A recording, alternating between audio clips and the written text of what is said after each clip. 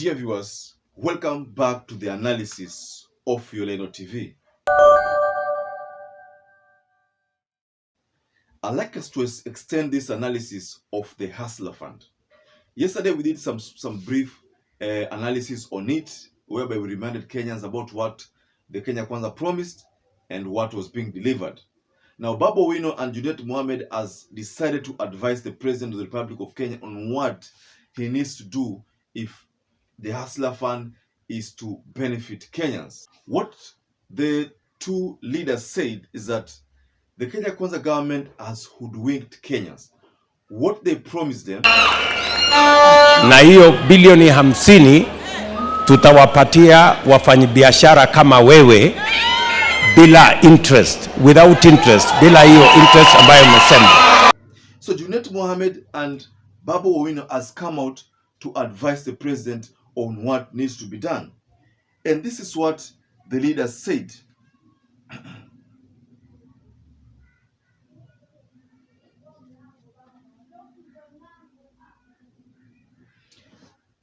How can you get a loan with interest of 8% and you are a hustler? Will you be paying the interest or the principal? They were told in campaigns that we will put 50 billion in the budget and that is going to change their lives for free. It is on record.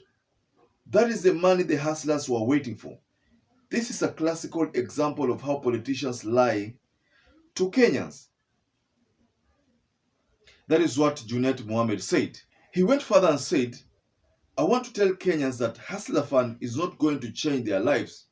There are cooperatives lending at 8% in this country and even lower than that. Why don't you make the interest rate 1% if you want to change the lives of Kenyans? Junet Mohammed paused again. He added, the only money that I was sure Kenyans would not be lied to was the 6,000 that Raila Amolo Odinga promised to every Kenyans. In a nutshell, what Junet Mohammed is saying is that hii Hustler Fund haikufaa kuwekwa interest ya 8%, manake kuna cooperatives zinapeana loan na hiyo percentage. Sasa kama Kenya Kwanza ilisema inataka kusaidia Kenyans, basi haingeweka hii 8%, ingesema kwamba hata basi iwe 1%, ili ionekane kwamba wanataka kusaidia wananchi.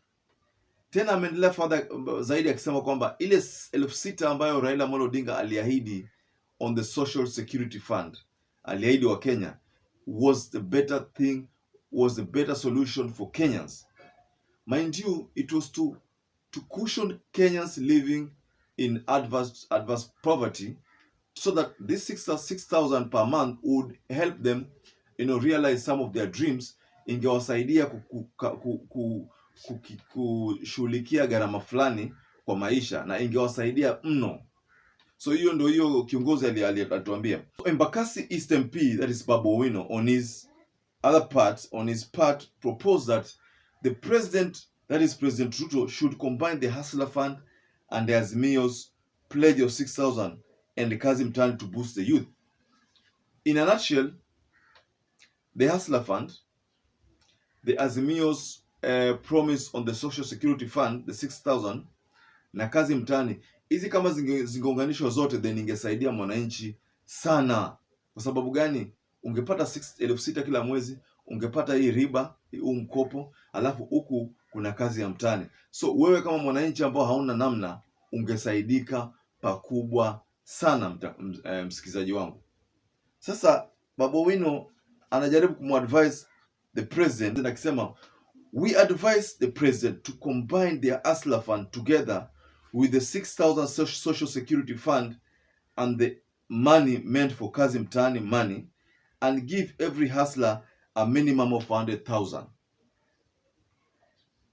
That is close to impossible, but BABU OWINO has advised the president to combine Kazi Mtaani, combine Hustler Fund and 6,000 monthly Social Security Fund, apatie hustler 100,000 kila hustler. Well, hilo ni wazo la BABU OWINO. How do we disburse the money? Let us use biometric system to disburse. Then let that hustler move to the bank, identify himself biometrically, and be given that money over the counter. You don't have to say thank you. You ask for more because it's your money. From that statement, I have derived 2 points. One, it is evident that the hustler fund is not going to benefit the common mwananchi.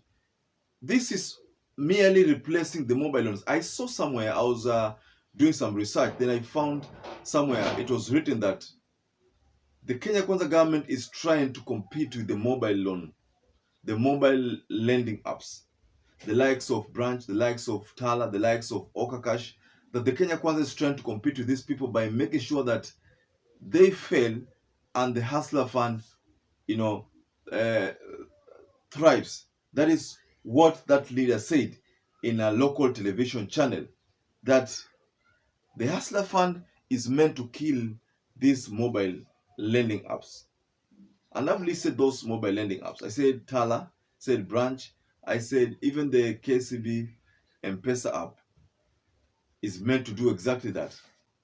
So the second point I derive from this all issues that the government is trying to give people money and then taking it back through the back door by encouraging each hustler to take at least 500 and be able to pay this 500 within 14 days, in which you pay with an interest, so that you get a good credit score and be able to take another loan, again pay with an interest. So you'll be paying untrue interest. So what happens if you borrow 500, the government gives you 95%, but 5% is retained in a savings account. Mind you, apart from the retaining, again the government takes 8% of the interest that is payable. So that means there's a particular amount of money that will be saved. You will be given the difference. So ladies and gentlemen, the difference will be channeled to your savings account of the hustler fund. What do you make of this hustler fund? Do you think the people of the Republic of Kenya will benefit? Kindly shout your thoughts up below the comment section. And as usual, I'd like to urge you to subscribe to Yoleno TV if you're a first-time viewer, or if you're a regular viewer, also subscribe. I urge you to stay safe and stay blessed until you catch up again with another analysis.